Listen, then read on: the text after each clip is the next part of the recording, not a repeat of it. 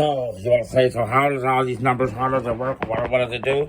Okay, what it does is that it creates a location, which is your live stream, and then from your live stream, it gives you the ability to make a variable called transition. The variable transition has a function, and that function allows you to place this location onto one, and then this, and then place on this location, number 3, on the other location, you place to that the location that is located, the object that is designed through Video Game SDK onto the Maps application. So that's how you can swap them, so it makes it equal to that location there. So that's why you put them onto, that's how you put the crocodile onto the hippo. That's how you do it. This is the crocodile, this is the hippo. And you put them all there by making your GPS by using a transition swipe function.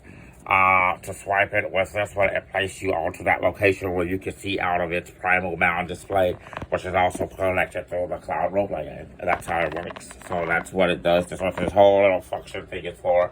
It's for you to be able to connect to this. And this object here, number 3, doesn't necessarily have to be another player, but it can be a football player in the NFL. It could be a basketball player in the NBA. That could be who's assigned that through a leasing agreement where you pay to be connected to that during a game when you're playing, or video game sports is a live sports through like video cams or body cams or helmet cams of the player. That's what we designed, and that's what our video games will be are to be like. And then you assign different actions to the whole console right here. So once you assign this to your object, and your object can be your player in your game. So like say like in your game, you're the live stream, you're in cloud roleplay game, and then an action happens, and you have to go and do a scene where you're climbing up a mountain, or you're saving, a plane is falling out of the sky, and you're trying to run. You know, a scene starts happening on there. That's how it makes the transition to move from your live stream to an animation into what is happening on the location at that Google Maps location API, so our Apple Maps API. That's how it transitions it. It either makes it into a number that you can then manipulate for a silicone graphics movie. A character that you've developed through your character design all the way up here in the location. So that's what gives the immersion of illusions right there in that portion of it. That's the swap is what is going to make it immerse you into the illusion that you are on that. You are that person, or near that object, or on that object, or become that object.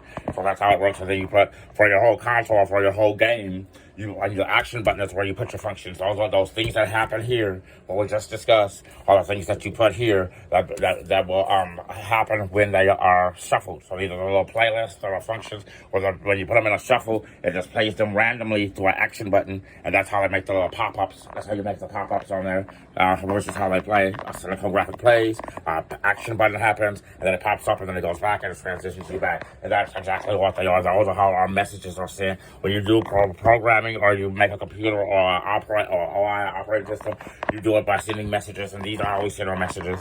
And this is basically it. You send a message from a live stream to an action button back to a live stream. So that's how we do ours. And between that message are transitions that you can use, which are not messages, they are functions. So you go from live stream message to a function that is a transition or an animation, and then you go back to your and you go to your action button, and then you go to silicone graphic, you go to your action button, and then you go to silicone graphic, and you go back. So you go and you connect to your object. You see a cinematic. You are given an option or an action that you can perform, or something that you do and interact with, and then you go back to a cinematic to place you back onto the transition where you can swap the live stream back to the location where you are located at. And it's all done inside the structure and framework of the Apple Maps and Google Maps API. That's how you do it.